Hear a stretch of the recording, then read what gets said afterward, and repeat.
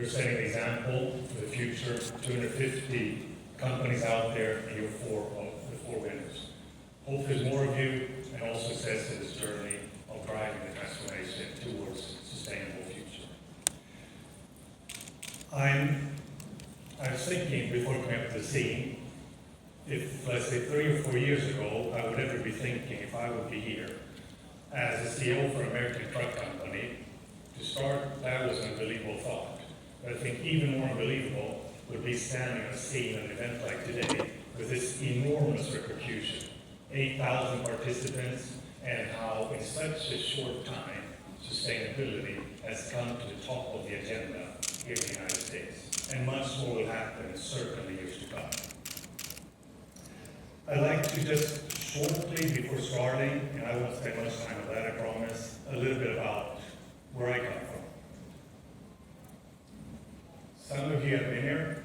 It's a beautiful city. It's Stockholm in Sweden. It's a place where in the waters downtown you can be fishing the salmon and enjoy, let's say, urban life that is clean.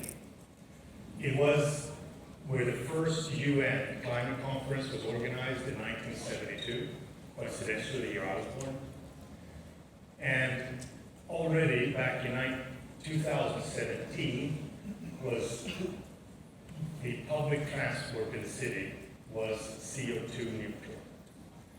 On top of that, also the electricity generated and the use in the city of Stockholm is 100% clean energy. But I think more important of all, it's a place where the future generation are brought and taught into environmental consciousness. The future generation that's going to be carrying our planet. There, I worked for another group company within Traton, Scania, for many years. A pioneer outside US and the rest of the world around sustainability. Already back in 2016, the purpose was set for the company of driving the shift, far before parts of the sector was moving that direction. Signing the science-based targets back in 2019, and very committed throughout the whole company, the whole value chain, to drive down our CO2 emissions. All from procurement, home manufacturing, distributing vehicles, and soon also coming into manufacturing vehicles with a zero footprint. There are many ways, an audience like I'm standing in front of you today is impressive, not only because of the amount of people, but really the level, the experience, and the determination you all have. I think we can formulate it in different ways what we're here for. We have chosen to do like this. We're here to accelerate the impact of sustainable mobility. There's different ways of expressing it, but it's around the same. Here's the core, which will drive this in the United States for the years to come in this event. And next picture, with all respect, again, I seldom or never speak before such a knowledgeable audience in this topic, so I just put it there to a little bit set the stage and level thing. You've all seen this before. Nothing new here.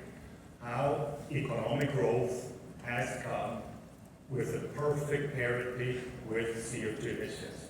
We've been aware of this since long. The first publication around it was by a Swedish Nobel Prize winner back in 1896, and we found a small article which is verified and true. Again, a bit far for some of you to read, but it basically says back in 1912, an article saying that the world is burning 2 million tons of coal every year. This united with oxygen, it adds 7,000 tons of carbon dioxide to the atmosphere yearly. And this is a blanket for the Earth and raising its temperature. This has been known, but there was no alternative of driving this growth. The only thing I think this little note is wrong about is that in the last sentence, the effect may be considerable in a few centuries. Less in 1 century, we are where we are. Luckily, or with some luck, all the efforts that are behind are actually turning this curve. Economic growth will continue. It's here to stay. It will continue and accelerate. The macro trends are there around growth of population, urbanization, e-commerce, you name it, it's there. It will continue. transport and logistics is the pillar of this ecosystem. And as mentioned, we are now at a point where the curve is bent. I mean, this is where we're heading, illustratively. I mean, you see there's nothing on the left axis just for simplification of the point, but we have turned it around. At the same time, everybody in this room knows that this just isn't enough. We need to get down here, Paris Agreement, all the commitments going here. The delta here is what we're here to address jointly, all of us. How can we accelerate our impact and make this happen sooner, faster, and cleaner? We put this together around some pillars. Faster and cleaner. Simplification, yes, but for the sake of the purpose here. We're going to talk about these areas: cost parity, how we see BEV, fuel cells, infrastructure regulation, the energy mix, and the life cycle assessment. Looking into cost parity, the big question raised by everybody ever seen. Well, here's what we see. And again, it's very light for me to see here, so I don't see all the diagrams coming up here about this. I mean, this is very soon. There are a number of assumptions here, and I'm sure we're wrong. I mean, there's 1 or 2 years here. This model is based on 25,000 data points in the US that we're working on. It is assuming, with of course, everyone will say, yeah, that's easy. It's assuming we have a fully built out infrastructure charging, a challenge. It's assuming that we have the volume of production sourcing of the components. 2 big ifs. Point is, technology is here to carry this. We just need to get the other parts in place to bring this closer in time. Again, give or take 1 or 2 years, that's not the point. And it's not 100% of the applications, but for a relevant part, there is a cost parity coming quite soon. And looking at the bottom there, we have school bus on stage before. That's coming earlier thanks to the major subsidies coming through the infrastructure bill. Let me break it down a little bit, how we see, let's say, long haul. Why did I choose long haul? Here is the best business case for BEVs. The most difficult, but the best business case. The question you get out of the auction is about when will the truck cost the same between a combustion engine and a BEV? That's not the question to put. It's not even to ask when is the TCO equal. It's all about the total operating economy. And if you look to the left side, you see the diesel. I mean, it will continue. I mean, we will have it with us for a long time. We will have small increases, you see, both on the vehicle and on the fuel. Continuous development, as we've had in the last 100. Looking to the right, well, the BEV is not in game today. And if you look to the right side of it, we put the year 2030 as very much a breaking point. It's been mentioned just in the talking here before. When this point comes, it's going to go fast. That's where we really have a major takeoff. And how do we see that coming? Well, you see the batteries coming down, the white part there, the vehicle a little bit going down. It's more around, let's say, the cost of ownership, around the repair maintenance going down to keep the vehicle. But if you look on the white, yes, batteries will come down. Lithium has come down 9% in the past 10 years. Well, there's not much more to take of that, we're thinking. But of course, we're looking into other chemistries, we're looking into solid state, that's going to come. That is, the battery's getting more energy efficiency, so you carry less battery size and less of that. So it's a joint of that.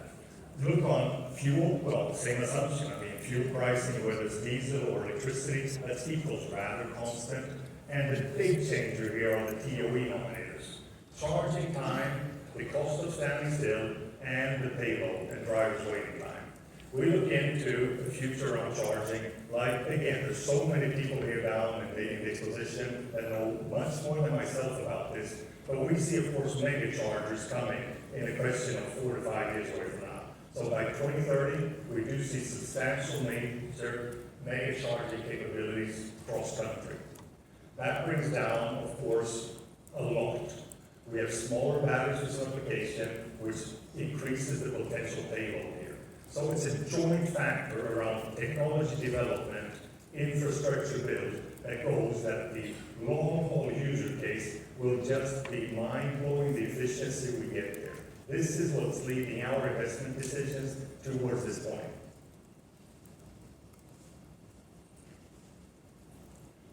So what do I want to illustrate with this? It's always this, either or, fuel cell or BEV or alternative fuels. All has its place. And again, here's Sam trying to do a crystal ball thing, but based on some assumptions here, this is how we see a little bit the distribution around 2030. Left side, daily range, right side, variability of range. Seldomly talked about, but this is decisive for how you specify and optimize the vehicle. So, you can see the BEV here in these ranges. I mean, you see it's a bit blurred out here, I mean, so we just get a point of it. Around 60% of the cases have rather little variability, up to say 35-40%, and reach a range of 600 miles. That's the sweet spot for the BEV by 30. Looking then, you see it's 40% left. There's the fuel cell, definitely. I mean, there's no case of applications that batteries will not be there. And there's a period of 10, 15, 20% that the batteries will not be there. So, I mean, there is, and the fast maths here makes this is only 80%, so, I mean, it's kind of there. My point is here that there's a huge potential for BEVs already by 2030, and we see in our projections of manufacturing that we will by 2030 have 50% of our volume electrified. Infrastructure, well, I think it's the most talked subject here, so I will not be able to add that much to this. I just have a few, let's say, things to share how we see upon this. When it comes to charging, one is charging, the other will be the grid. Starting with charging, initiatives such as the ones our group, Traton, is doing in Europe together with Daimler and Volvo to kind of kick off the heavy commercial network in Europe, putting in there about 500 million euros just to start, has shown in the 6 months since this was launched, it's attracting a lot of investment. I mean, there's a multiple factor, almost tenfold of money wanting to join in this to expand this in Europe. Same thing is and will happen here. I applaud initiatives from other OEMs starting to do these kind of partnerships here, and so will we. I mean, money will not be an issue, and we see today the need, again, talking about 2030, we see the need of mega chargers. We talked about 25,000 points to cover the needs for these 50-60% of users in the US. That would be in the range of $20-25 billion. A colleague of mine was saying that, well, that's a hefty credit card bill for me, but for a nation, it's nothing. So, I mean, money has to come in, and everybody here has clear opinions, and there are obstacles. One of them is, of course, the permitting. I mean, personally, just to put a charger at my home, and talking about putting a charger at our campus in Live, I mean, that's a journey. So, I mean, these things need, of course, to be supported. I mean, these obstacles have to work around. Trucks do here in the United States, increasing the need, let's say the electricity about 20%, yes. However, there are some circumstances, of course, that will level out the use a little bit. I mean, we don't need to pick up the peak by 20%. It's a lot of questions on leveraging out over the 24 hours the usage of electricity that maybe you don't need 20% more. The example here, I mean, the variable price of electricity today in the States is more than double on peak hours than on low hours. And I used to say, I mean, just imagine a gas station here in LA that between whatever, 12 a.m. and 4 a.m. in the morning would have half the price on diesel. Wouldn't that have quite some queues around? I mean, so of course, directed use, very much where it's applicable, will be charging and leveling out a little bit. Again, there are pluses and minuses. The challenge is certainly there around power grid, not to minimize that by no means. Regulations, also a topic. Carbon pricing. Carbon we need them.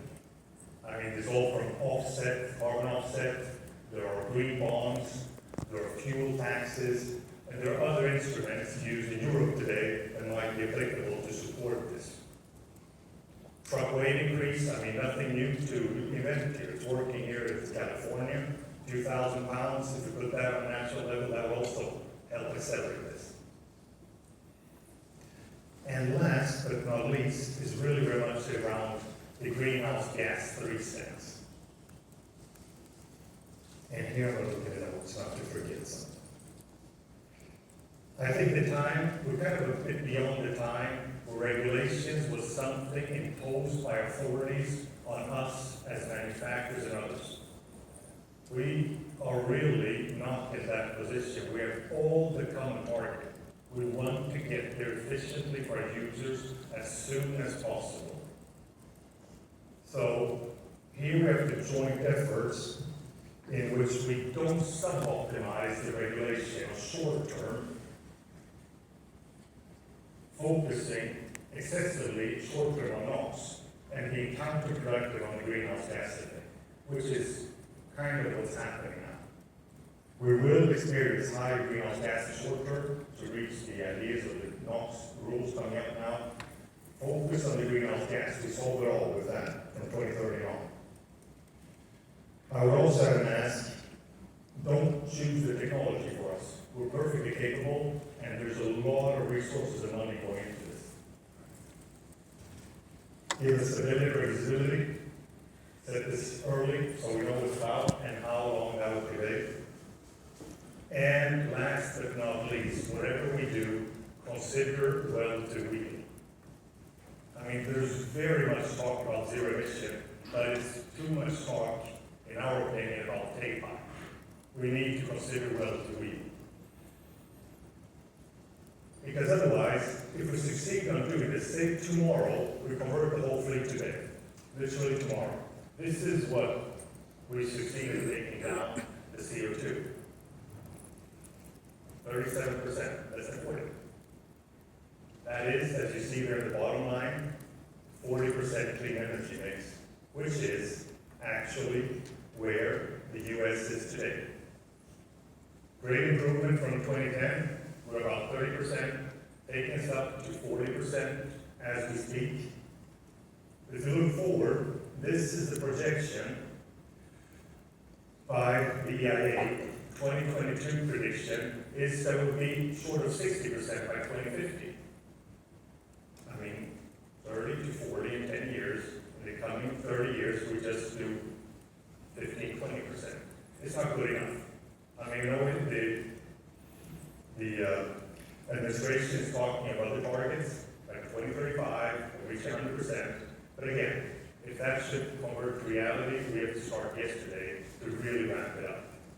Because if you look at this, what you see in front of you, just illustrating what the next one would be a number of countries where already 3 years ago, these countries were where the US plans to be by 2050. And I will not pick the country, you see it yourself, but it's kind of remarkable what has been done. And look into the, let's say, the fantastic opportunities in this continent of availability of sun, wind, water, whatever, nuke. You just have to get ahead of the curve. These countries are there and will continue. So, if we then look on it, what does it look like if you look on it on a perspective of time under some assumptions here, where we really have to be to accelerate the impact? You remember the figure there of the 37% as of today. If we keep to the projection, that is, let's say the 56-60% clean energy, will be in the middle there? No. Of course, we have to be all the way to the right. And if you look, the further you come to the right, of course the white staple becomes even more relative. That is our job. Our job as OEM, really to get down our own footprint in our complete value chain of sourcing, of putting together vehicles with zero carbon footprint. And that has started. I mean, we started having cooperation with green steel companies, and all of this is moving. So by 40 plus, we're there, well ahead of 50. And this is illustrative as if everything were bad or fuel cell. But of course, impact will, we need the alternative fuels to bring it down also earlier. That comes into play. It's just to make the point here that to the right, we need the clean energy and the full transition by no later than 45.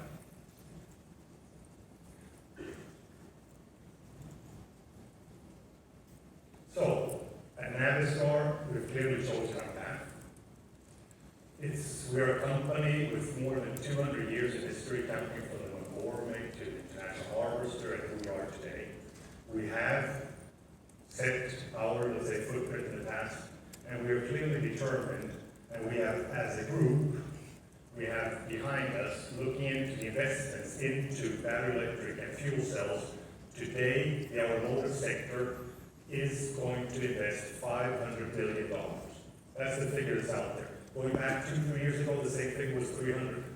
Of the 500 billion, 100 billion is earmarked through Volkswagen. Volkswagen, our main owner, our owner. So we're going to accelerate it in all that it takes, in investments, commitment, working through all the stakeholders, and cooperating with you, everybody here, to get there. It's not a question of when, is the question. It has to be the sooner, the better.